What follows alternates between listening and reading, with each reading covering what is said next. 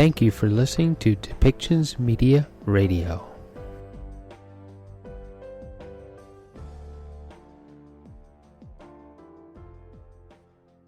BC's Minister of Health. To my right is Dr. Bonnie Henry, BC's Provincial Health Officer. This is our COVID-19 weekly briefing for Tuesday, November the 9th. We're honored to be here on the territory of the Musqueam, of the Squamish, of the Tsleil-Waututh First Nations. We're honored to be here on their lands. And with that, it's my honor to introduce Dr. Bonnie Henry. Thank you very much and good afternoon. So this afternoon we'll be sharing the latest updates on our COVID-19 public health response and on vaccine delivery. And while this briefing is about COVID-19 primarily, I would like to start by speaking about influenza for a moment. As I mentioned last week, we've started to see a small number of positive cases of influenza in the community, just 4 so far, so still very low. But it is a marker to us that this virus also circulates and can cause illness. And every person in our province is eligible to get their influenza vaccine free of charge, everybody over 6 months of age, for which we don't have a vaccine yet. And we know that the vaccine is distributed across the province, primarily to pharmacies. They are our partners in delivering the influenza vaccine, and I encourage everybody. Now is the time to get protected from influenza as well, before the holiday season begins. Like COVID-19, influenza vaccine protects you, and it also protects those around you. And we know this is especially important if you are planning on visiting elder relatives or friends over the holidays, or people in your family who have compromised immune systems. We've seen the devastating impacts of COVID-19, and this is compounded if we also have influenza making people ill as well. Last week in our modeling presentation, I spoke about how our reproductive number, has dropped just below 1. This means the virus is spreading to fewer people. And this can be attributed to the fact that we are reducing our risk across the province by protecting ourselves with immunization. This is encouraging. We've been bouncing around just above 1 and sometimes quite a bit above 1 in some areas of the province for some time, but it is also very precarious. The strain of the virus that is circulating, this Delta strain, and we've seen this around the world now. We look at countries in Europe, the UK, and places in the United States. We know that Delta virus spreads way more easily, and it's that more transmissible and is causing more severe illness, particularly in younger people who did not have very severe illnesses for most of this pandemic. That has changed now, and that has put in a strain on our healthcare system as well. If we're not continuing to do the things that we know work, we can see cases inching up, outbreaks increasing, and hospitalizations increasing. It is especially important for us all to remain vigilant now that we're starting to see other respiratory viruses, that we're going through the peak risk period in the next few months. We can't afford to have gaps in protection. And this pandemic is still very much here, and we see that. We see that with our healthcare system across the province still feeling the strain of the infections that we've had in the past few months and the ones that continue. And healthcare workers are feeling the strain as well. And we're seeing that strain not just from COVID, but also from all of the other conditions that drive people to need health care. Our vaccination rates are inching up, and that is what is going to help us get through these months. The more and more protection we have, we can see this in communities where we have very high immunization rates, and we don't see that rapid transmission and growth of outbreaks. It also means we can do more. We recognize that having these social interactions are so important. The connections are essential to us, and those in-person connections that we've been able to have, we need to keep those going for our own mental health and support of our families and friends. To support this, we have put measures in place to allow for safe social connections, and we've been adapting our public health measures in response to the changing situation that we're seeing with the pandemic. And we've been doing that in different areas of the province based on the risk in those areas. But we have been doing this slowly and incrementally.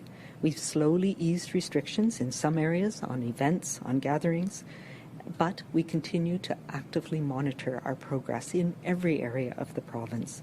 And we will continue to be cautious in our approach, to monitor as we go, to look at the things like the vaccination rates, the booster doses, and how they're protecting people who are ending up in hospital now.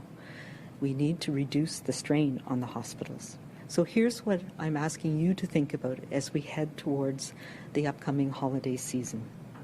Keep your indoor groups small. We know that indoors is more risky than outdoors. And it's really important that if you do have an indoor group, that people are vaccinated. That helps mitigate the risk of transmission. You can spend time with your loved ones, and indeed you must spend time. We need to have that time together. But have a smaller gathering this year, perhaps with one or two of your family members or your other families, rather than the full big family reunion. And make sure everyone is vaccinated.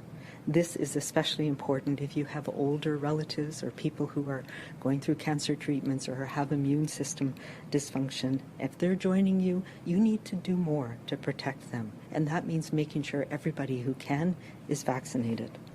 If you're wanting to spend time with your broader family and friends, then plan an outdoor activity instead of gathering inside where it's riskier. Go sledding or snowshoeing or hiking.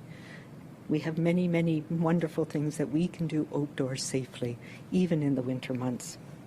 And if you're traveling to another community, whether for a day trip, for exercise, a holiday getaway, we need you to be a respectful traveler.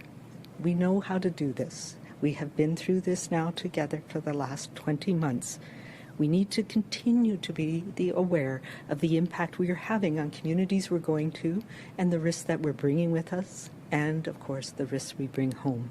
And we must recognize that there are some communities right now that are dealing with very serious outbreaks of this virus still, particularly in the north, but also here on Vancouver Island, in the interior, and in some areas of the Lower Mainland. And they may not be ready to accept visitors right now, so check before you go. It also includes following all of the public health orders. Just because things look different in a different community doesn't mean you can let your guard down. Here in BC, respectful travel means being fully vaccinated, using your vaccine card if you're going in to access services or going to events in any community, wearing a mask in all indoor public venues, including local stores, ski hills, all of those areas where we know that extra layer of protection is so important at this time of year as we're moving into respiratory season. Whether there's a vaccine mandate in place or not, it's important for everybody to follow public health orders. That's what will allow us to continue to open things up and to safely gather together. So here are 5 steps I'm asking everybody to take right now. One is get your first or your second dose of vaccine. That's important. And when it's your turn, get your booster dose as well. Get your influenza vaccine to help us get through this season like we did last year without having that additional impact of influenza making people sick. Register your children. We know that the vaccine for 5 to 11-year-olds is being reviewed right now by Health Canada, and we're hopeful that it will be approved very soon, and we can protect the younger ones in our life too. And use your safety basics all the time. We know what we need to do. We need to keep our groups small, stay home and away from others if we're feeling unwell, whether it's COVID or not. Wash your hands regularly. We know that makes a difference. And wearing a mask as an additional layer of protection.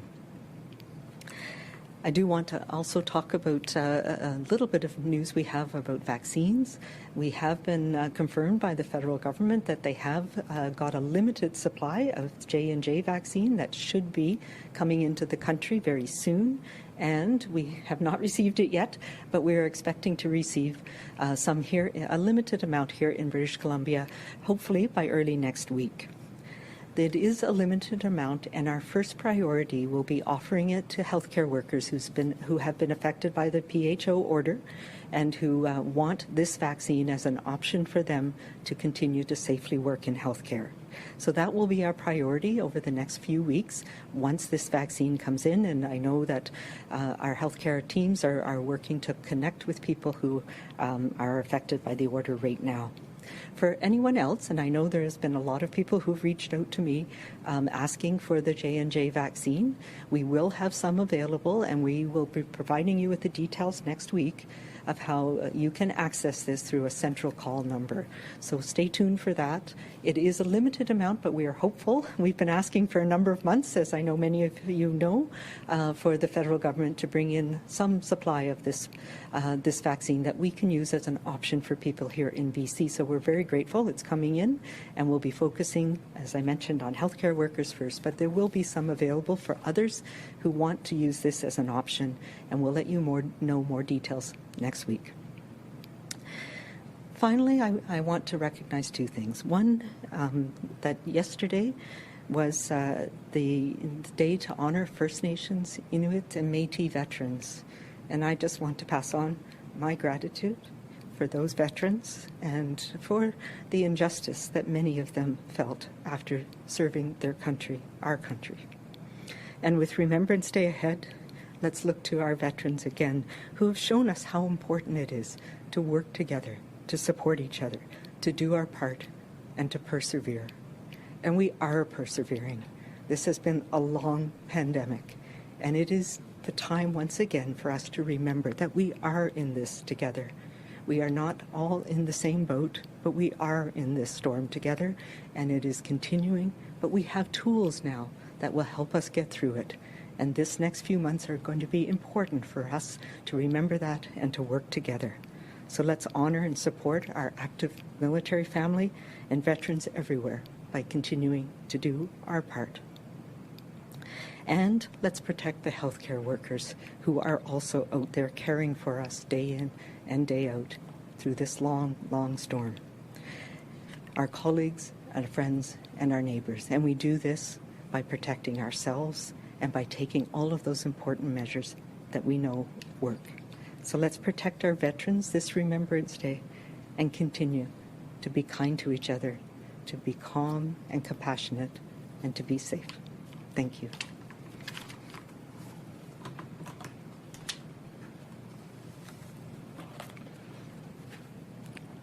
Thank you very much, Dr. Henry. And on this day, when we've received more information, the monthly report from the coroner about overdose deaths, we want to especially emphasize that we're living in two public health emergencies, that the need to build a comprehensive system of mental health and addictions care in BC is, to say the least, more important than ever.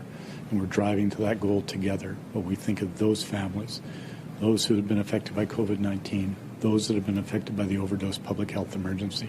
We think and we want to acknowledge their grief and their pain today and commit ourselves to continuing to act in that area. I also wanted to speak about a number of issues and bring updates that we regularly bring on Tuesday.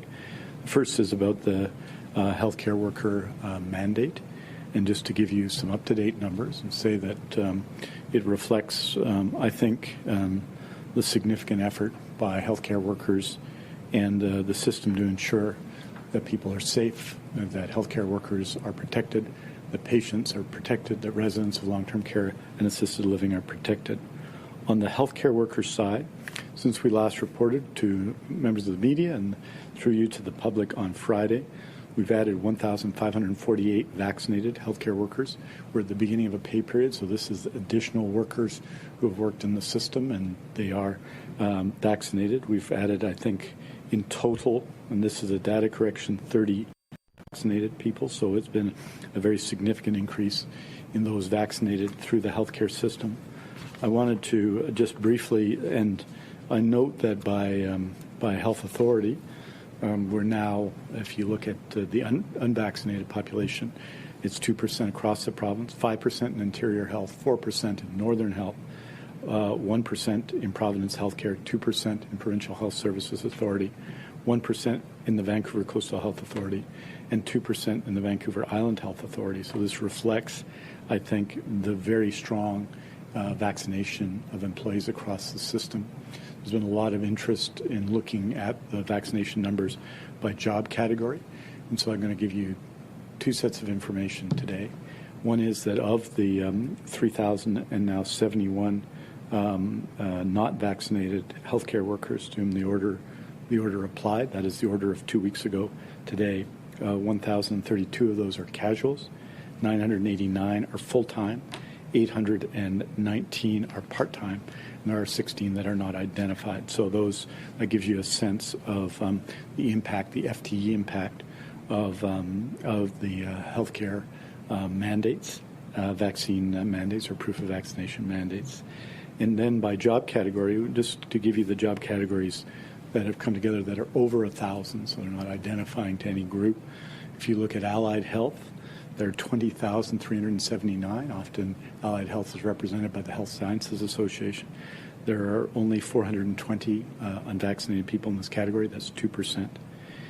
In emergency medicine and critical care, 1,445 people in the category, 28 not vaccinated, 2%. In general medicine, 5,445 in the category, 105 not vaccinated, that's 2%. Healthcare assistants, that includes those in the communities who have a slightly higher rate of not being vaccinated, and care aides in acute care facilities principally. It's 7,548, of whom 247 are not vaccinated, or 3%. In internal medicine, 1,703. And we'll be providing this to all of you. 19 not vaccinated, or 1%. In nursing, 40,181 nurses, that's registered nurses, LPNs, nurse practitioners, 40,181, 906 not vaccinated, 2%. Paramedics, 2,837. In category, 86 not vaccinated, or 3%. Resident doctors, 1,366 in the province, 10 not vaccinated. And in our specialized surgical units, 1,422 staff, 27 not vaccinated, or 2%. That gives you a sense. The broadest final category is the category of all the others, which includes administration and support staff, people who clean hospitals and so on. They're at 3%. That's 1,061 of 37,435. In short, the efforts, the number has continued to rise. The percentage of those who are fully vaccinated and partially vaccinated is falling, and not vaccinated has fallen significantly, as you can tell, over the last couple of weeks. And it is our, of course, hope that people will continue to get vaccinated so we can reduce the numbers of people who are on leave of absence without pay or have lost their positions. We can reduce that number as much as possible. Dr. Henry talked about getting the flu shot. That was item number 3 on the list of 5, I think. And just to say that as of November 8th, we know that at least 485,049 doses of influenza vaccine have been administered to British Columbians. We're off to a good start.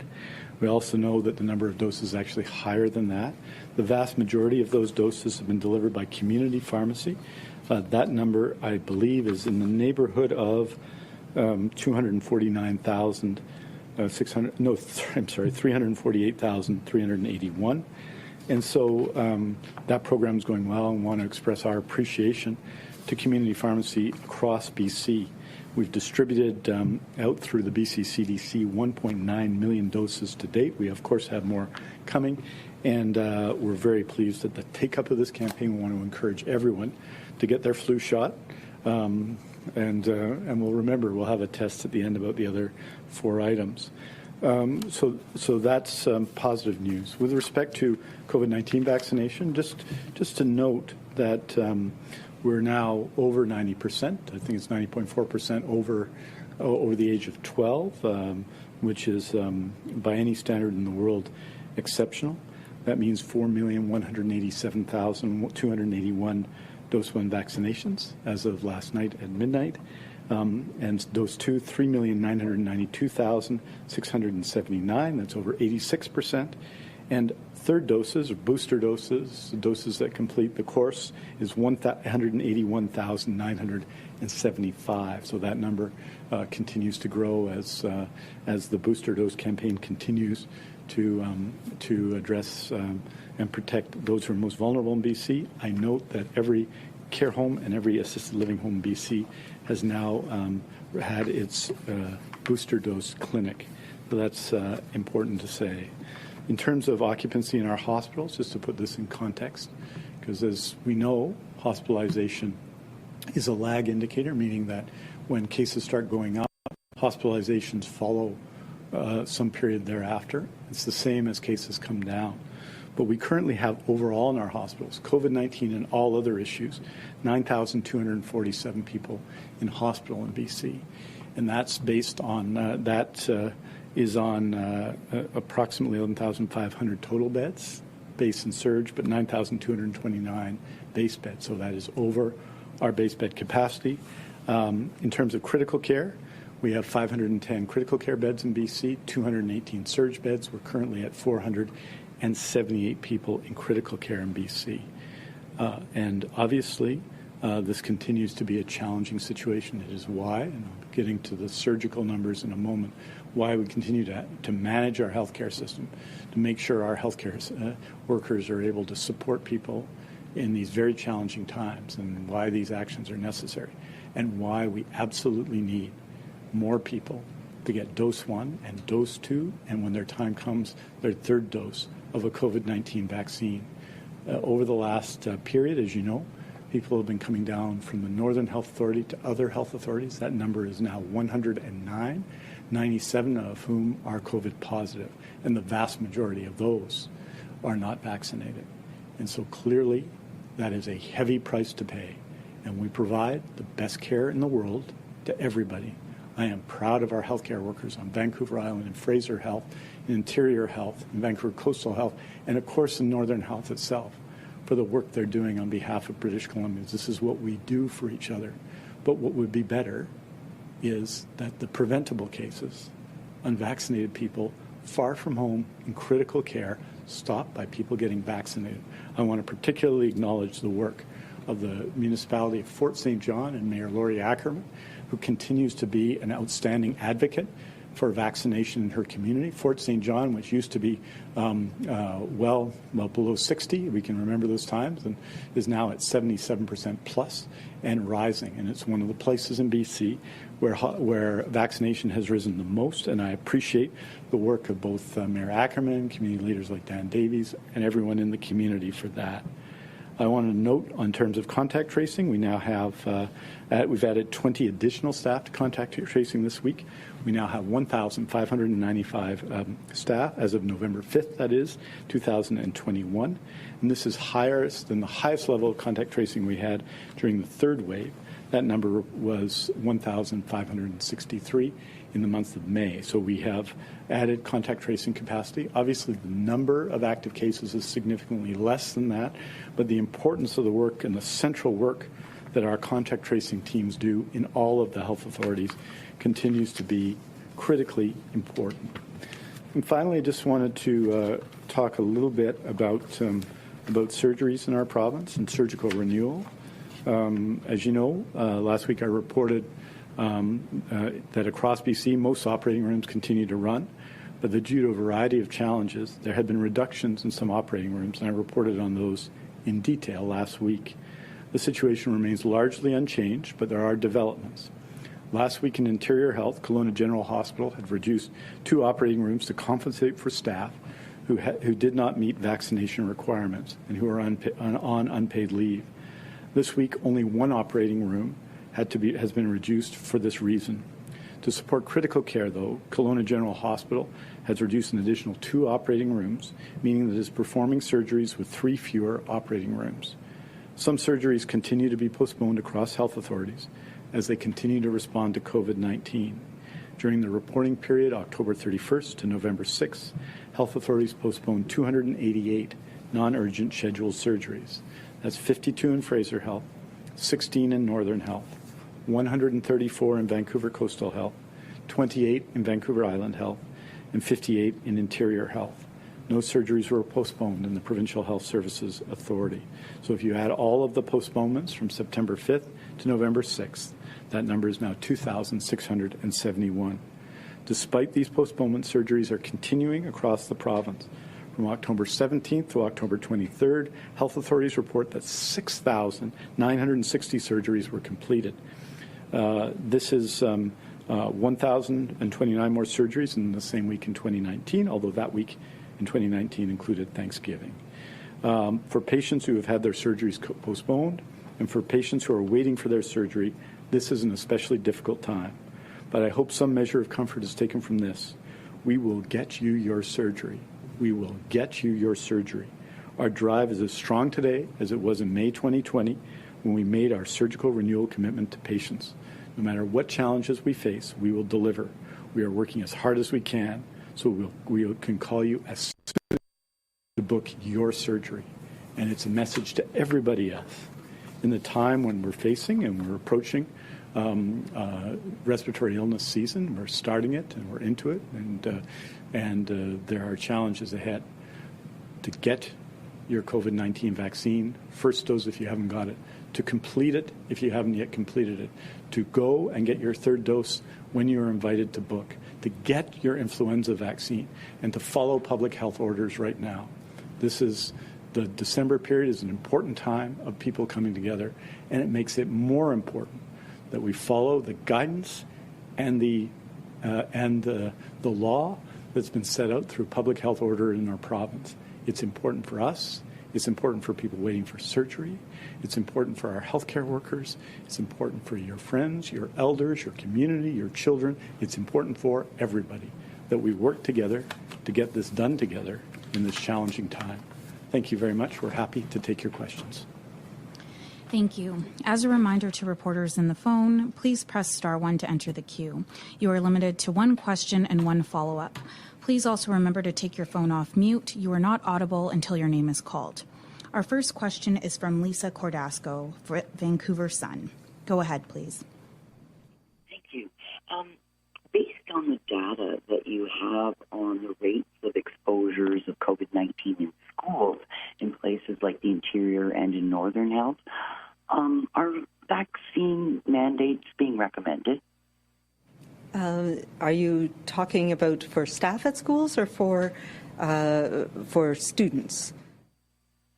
I'm talking about for staff. I understand that health authorities are, meeting with various school districts to help them make decisions, and just wondering, in terms of Interior or Northern Health, is the data showing that the rates of exposures at schools in those areas are, much higher than the provincial average, or are within acceptable levels?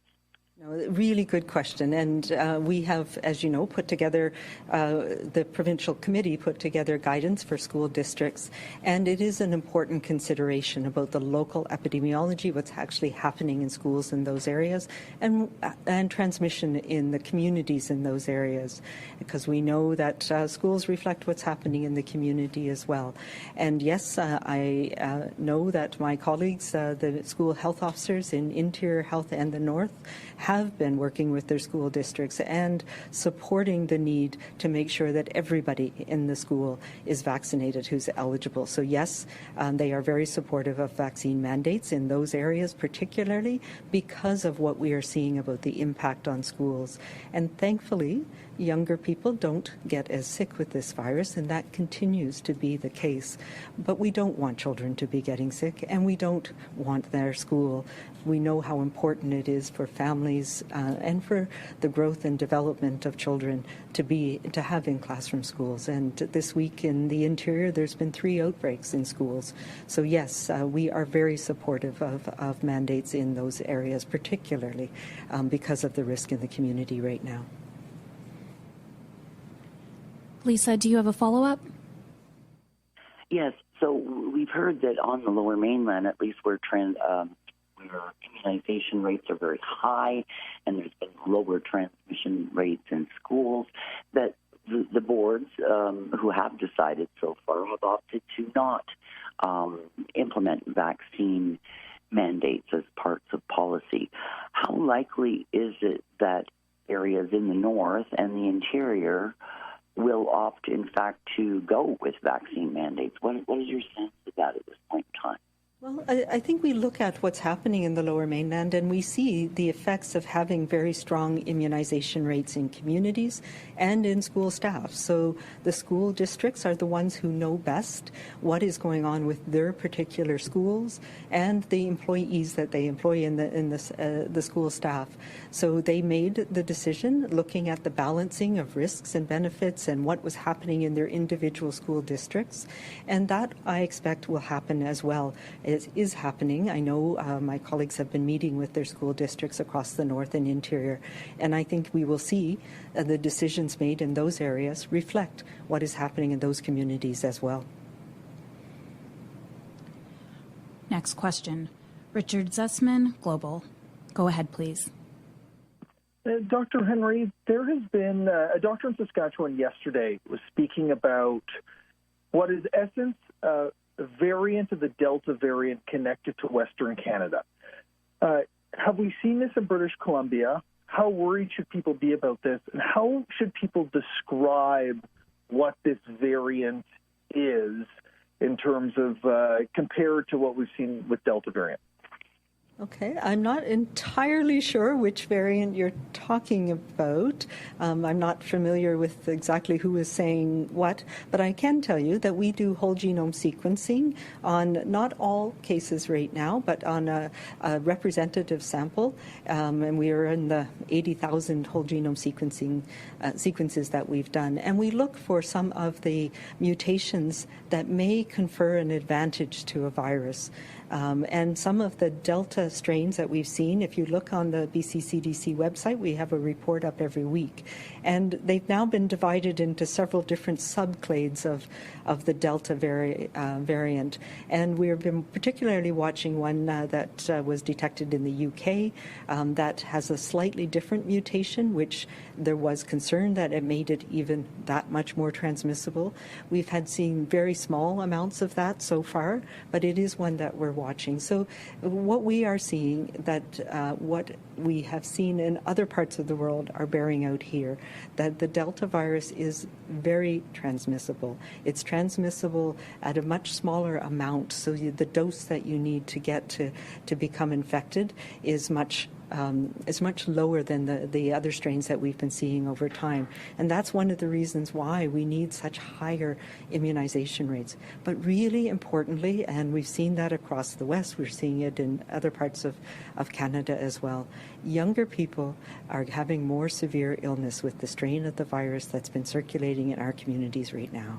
And that means that if you don't have the protection of vaccination, even as a younger person, your risk is higher of ending up in hospital. In some communities where there's a lot of transmission with the virus, we're seeing it in those congregate living settings, we're seeing it in multi-generational households or where a lot of people are together and there's a lot of virus.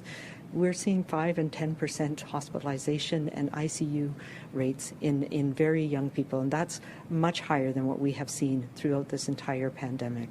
So it's not 100%, we know that, but these vaccines are very, very effective at preventing those severe illnesses. So that's one of the reasons why we've changed our focus around how much vaccination we need in communities, because we are seeing when it's 90%, you see less risk, less transmission, less hospitalization. So it all goes together as ways of protecting yourself and your community. And what we do see is that people who are vaccinated are less likely to become infected. They shed virus for a shorter period of time, so they're less likely to transmit it to others. But it's those people that you're living with, that you're closest with, that you're more likely to transmit it to. And that's why we need to give extra boost to particularly older people who are immunized early, and to make sure that everybody around you is vaccinated. There's some great studies that show that the rate of transmission, even in the household, the people you live with, goes down by 60-70% if you're immunized. And if you're not immunized, so for children, for example, your risk goes down by incrementally by the number of adults who are around you who are protected through vaccination. So these are the things that we need to do now. I can't say this enough. It's the most important thing. And the prevention of transmission means that we're preventing the development of new strains of the virus, the transmission of these new variants. Richard, do you have a follow-up? And I think this may be what you're referring to, but these are AY25 and AY27. So if it's not what you're referring to, if you could sort of add to that, that would be great. But for other stories we're working on, I know you've been asked about this before, but different ski hills are now putting in different policies around vaccine cards. Some are requiring vaccine to ride the gondolas or chairlifts, others are not. Is there any change in guidance around whether the vaccine card may be used at ski hills, considering people are in close contact in these gondolas? And for Minister Dix, are you worried about the impact on the overall system of losing these 86 paramedics you mentioned, knowing that we already have a lot of pressure on the paramedics in this province? Yeah, just around ski hills, I know we have been working with the local public health, so my colleagues in each of the areas where we have ski hills have been reviewing the safety plans with each individual ski hill. And there's a couple of things that all of them must adhere to, regardless of where their headquarters are. One of them is we have an indoor mask mandate, and gondolas are, like a public transit, for example, an area where mask wearing is required, absolutely. And that is the same across the board. As well, we know that most ski hills have a mask or a vaccine mandate for their workers, which is something that protects all of the workers on the hill. That's important as well. And the BC vaccine card is required in all of those settings where you have either licensed premise, where you're serving food, restaurants, sit-down restaurants, etc. So we know that there's very strong protection plans, and my colleagues have been working with each of the ski hills to make sure that they are robust. We also know, we've seen this from last year when we didn't have immunization, that skiing is not necessarily a higher risk activity. We're not seeing transmission outdoors. We're not seeing transmission in gondolas, even in the absence of vaccination. So it is very important to have those safety plans. It is a requirement to wear masks on gondolas, on ski lifts, in lineups when you're close to people, and more important this year, of course. But we also encourage everybody who's going there to be vaccinated. We know that traveling into the country, you need to be vaccinated. We know that travel within the country now, you need to be vaccinated. So those are all things that will protect us, and I think that's a really important consideration as we go into this ski season too.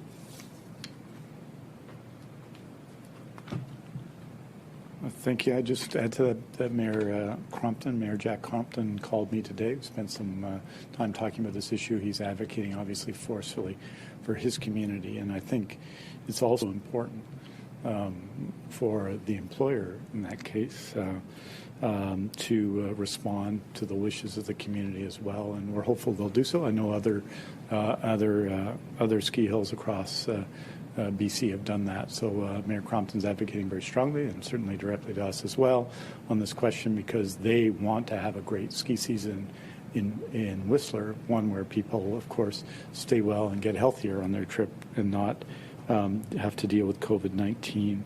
I'm concerned about every healthcare worker, and that's why we've made such efforts in significant areas to hire, as you know, hundreds of new paramedics this year, and we're going to continue. We're continuing those efforts.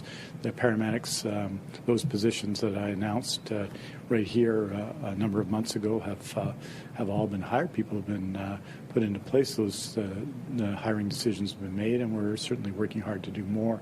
A very high level of paramedics are vaccinated, as you can tell from the numbers, 97%, and we're hopeful that many of the remainder will continue to do so. So everything's a challenge in all of these areas, in every area that you can imagine. There's challenges at this point in the pandemic when people have been working flat out for 21 months and counting, and so we don't want to lose anyone. At the same time, the main threat to staffing in our healthcare system is COVID-19. outbreaks in terms of COVID-19, is its impact on our staff, its impact on our patients and our residents. That's the thing that we have to deal with, and that's why these mandates are necessary and in place. And I think the response of healthcare workers, the 98% of those who've received their first dose and the 97% who've received both doses at this time, indicates that they, in massive numbers, agree with that. So it's a challenge. We're going to continue to work on it, and I'm very pleased with the response of paramedics and everyone else to this need to be vaccinated to keep the people they work with safe. Our next question is from Shannon Patterson, CTV. Oh, hi, Minister Dix and Dr. Henry. Going back to the Johnson & Johnson announcement for next week, can you tell me, for people that don't know, what is different about this vaccine that makes it different from the vaccines that have been offered so far in British Columbia? And you said you've heard from people who want it. Can you expand on that? Are there people in the healthcare system that will only get vaccinated with this particular vaccine, and people in the general public as well, and why? Yeah, good question. And yes, the Johnson & Johnson, or Janssen, is their vaccine arm. Vaccine is a viral vector vaccine, so it's the same class or type of vaccine as the AstraZeneca Covishield vaccine that we have had, but it is the trials were done as a single dose vaccine, so it's been widely used in the U.S. as a single dose vaccine, and it has good, strong protection, about the same as the 2 doses of AstraZeneca over time.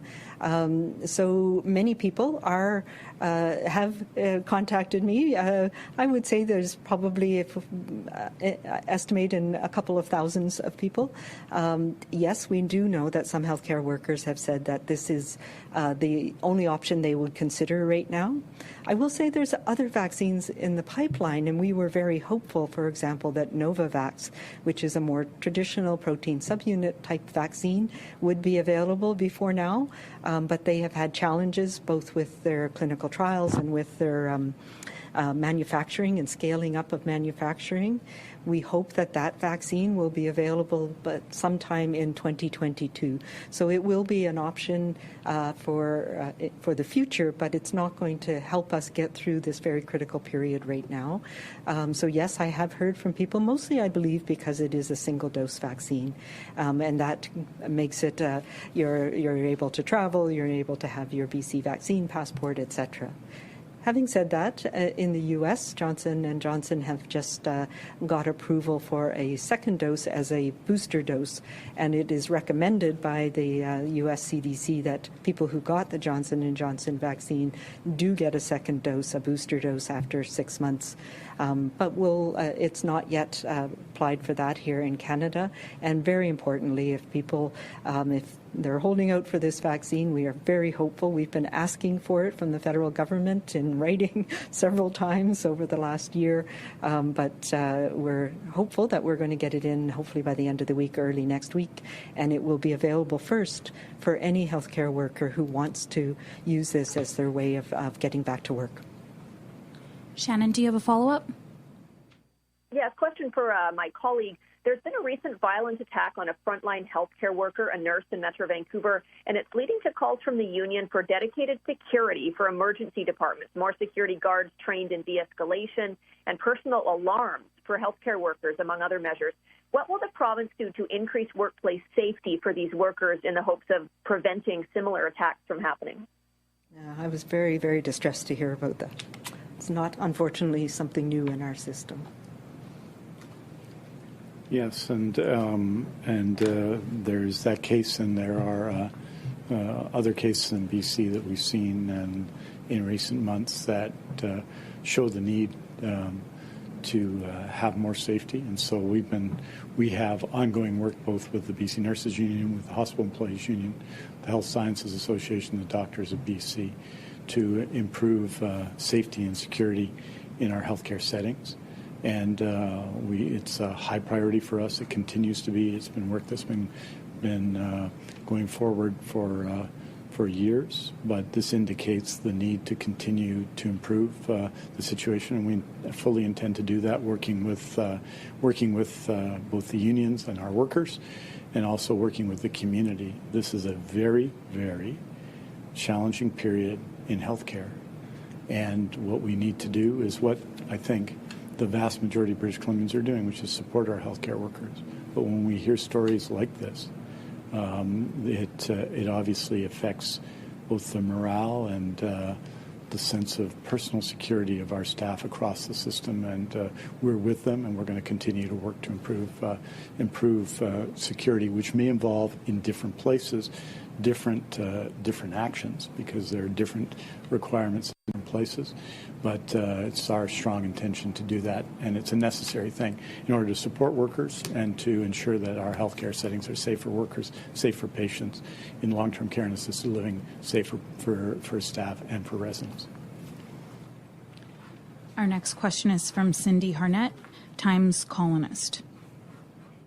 Oh, thank you so much for taking my question. Some seniors are getting conflicting messages around the booster shots. They're being contacted to book, but they're not sure. They're being asked to book at 4 months, but they're being told it's ideal at 6 months. So what is the advice for their best immunity? Yeah, so I've heard a few people who've had some confusing messages, and I'm sorry about that. What we have done, and I think Dr. Ballum and I presented that early on, we know that we are seeing breakthrough in our seniors, particularly people over the age of 70. So, and most of them were people who received the vaccine early on in our program because they were at highest risk. So but a large bolus or a large group of people would be eligible sort of later in December, and we wanted to move them up to make sure that they get the extra protection from their booster dose during this highest risk period. So yes, there'll be some people who've got invitations to receive their booster dose at around 4 or 5, mostly it's around 5 months to 6 months. And some people who are younger and healthier will get it a little bit later. And that really is to try and smooth it out and get those people at highest risk their booster dose as soon as possible during this highest risk period. So any time after 8 weeks is really the minimum, but 4 months is fine, 5 months is fine. You will get a good, strong, long-lasting protection from that booster dose. And I know on the other hand, some of our clinics were not aware. We have a number of clinics in many different places, and that message didn't necessarily get to everybody, that some people will be in slightly before their 6 months. Some of them may be as around 4 or 5 months. So we've got that message out. I hope they're now. If you have your invite, it is safe and it's recommended for you to go out and get your booster dose right now. Cindy, do you have a follow-up? Yeah. Excellent. Thank you. So in the breakthrough cases, can you expand a little bit more? Are these mostly people with underlying health conditions? Are you seeing a large increase in breakthrough cases in healthy seniors in the community as well? And if you can just clarify a little bit on the answer to Richard with some kind of Delta variant plus, virus. If we see something like that in the near future with 14% unvaccinated, what is your concern or worst case scenario there? Yeah, so just to go back to, sorry, Richard, that's what happens when you put all those questions together.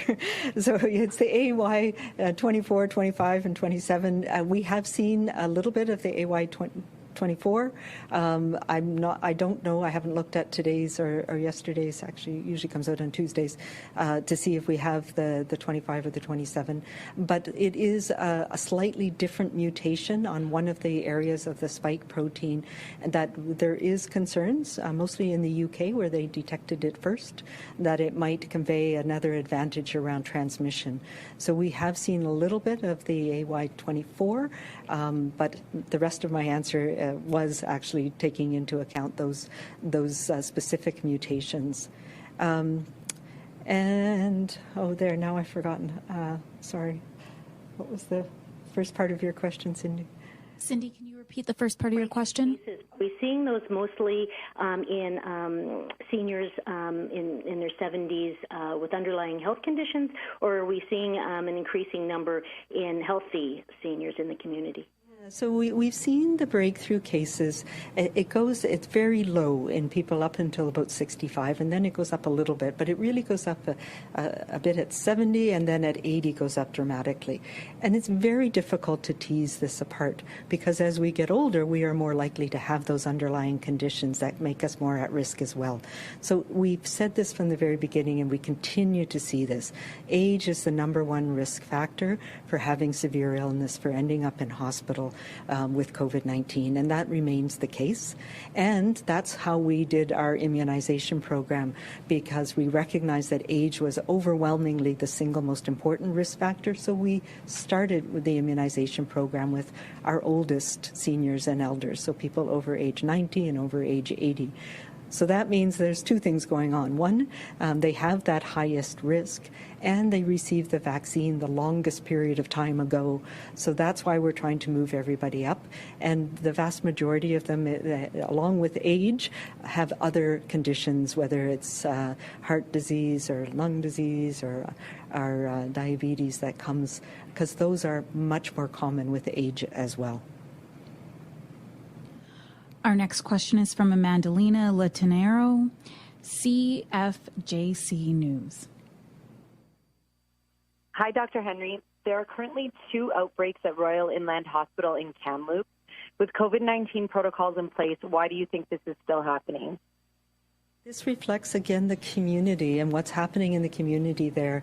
So the first outbreak started a little while ago. It's pretty much settled down. There were, I believe, 2 or 3 staff members involved. More recently, there's been some exposures that have led to transmission on the ward between patients. So it's not vaccinated staff, it's people who are in the hospital for other reasons, who are unfortunately exposed to COVID. And I know they're doing a detailed investigation to try and figure out where was the introduction and how it got transmitted between people.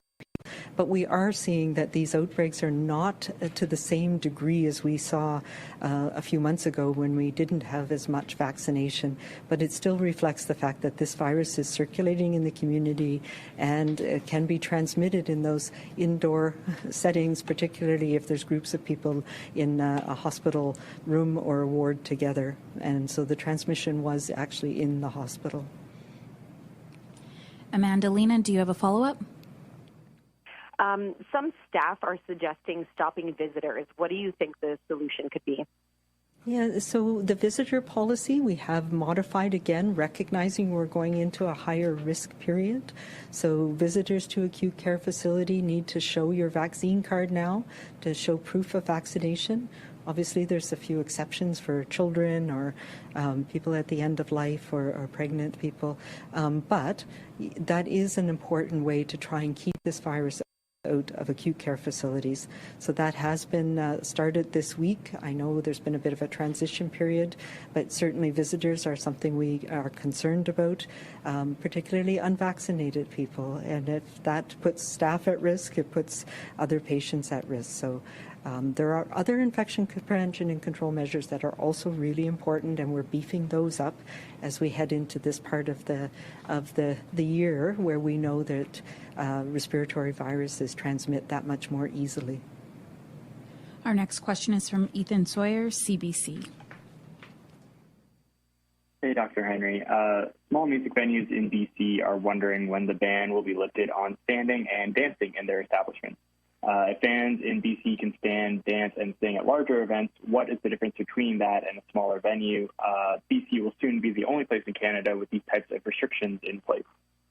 I actually don't agree that we're the only place in Canada, but we do know that those indoor events where you have people crowding together and dancing and singing, so the general admission, it is the same across the board for all venues. Those large venues, they must have seated areas in front of the stage. They cannot have the general admission mosh pit in front of a concert, and it's that the application of that is the same across the board. We are doing this incrementally. We know that indoor settings are riskier than outdoor settings.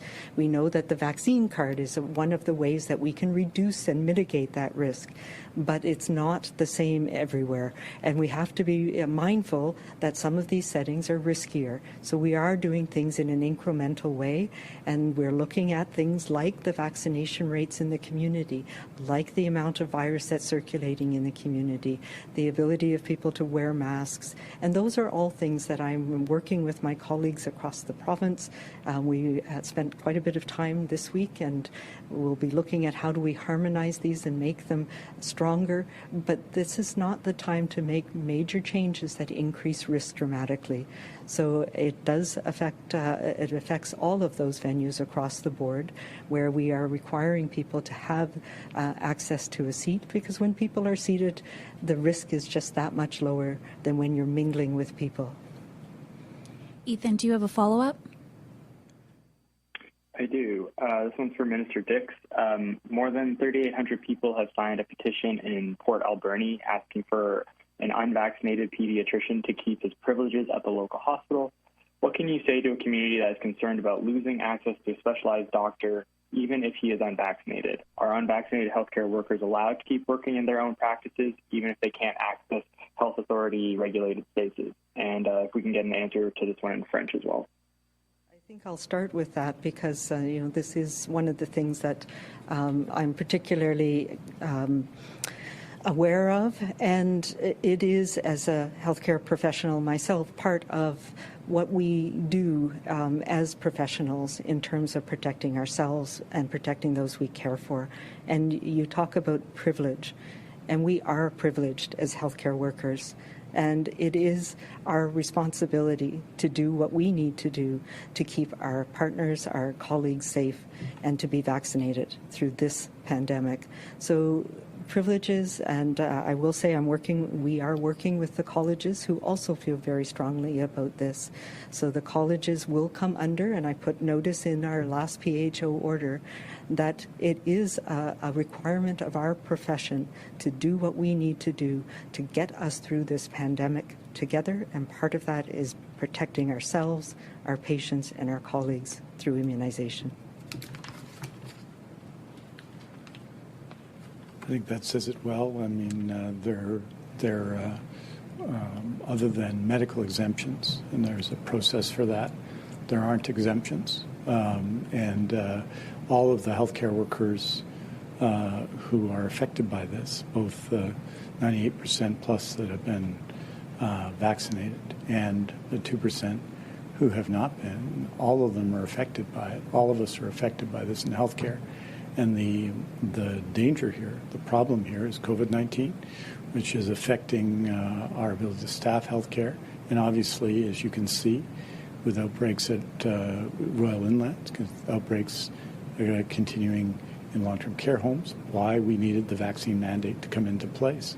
Dr. Henry reported in August and September about the healthcare facility outbreaks that were related to unvaccinated people and unvaccinated staff in most cases. And so the decision has been taken, and it's not, it's something that will be applied across the board. It's obviously not desirable to lose anybody in any position in healthcare, least of which someone who's clearly got a lot of support locally.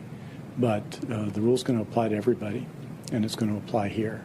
And I encourage everybody to get vaccinated, because there is, of course, a much simpler answer to all of that, and that is that people get vaccinated. And in very significant numbers, we've seen the increase this past week in fully vaccinated healthcare workers, because that's, of course, who we're hiring. And in this period, that increase is going to continue, and it's going to leave everybody working in healthcare safer. Je dirais en français que la loi s'applique, n'est-ce pas, à tout le monde, que ce soit des gens qui travaillent dans les centres de soins à long terme, ça applique aux infirmières, ça applique aux professionnels des sciences de la santé, cela s'applique à tout le monde, y compris des médecins, dans ce cas. Donc, on va, je pense, continuer à suivre cette politique qui est dans l'intérêt des gens qui travaillent dans notre système de santé et qui est dans l'intérêt des gens qui ont besoin de soins dans notre système de santé et pour les résidents de long-term care et assisted living. Donc, ça va continuer et c'est pour des bonnes raisons qu'on va continuer à faire une application égale à cette nécessité d'être vacciné. That's all the time we have for today. Who joins us now virtually. Heads of the World Meteorological Organization, Secretary General Petteri Palas, the United This show has been produced by Depictions Media. Please contact us at depictions.media for more information.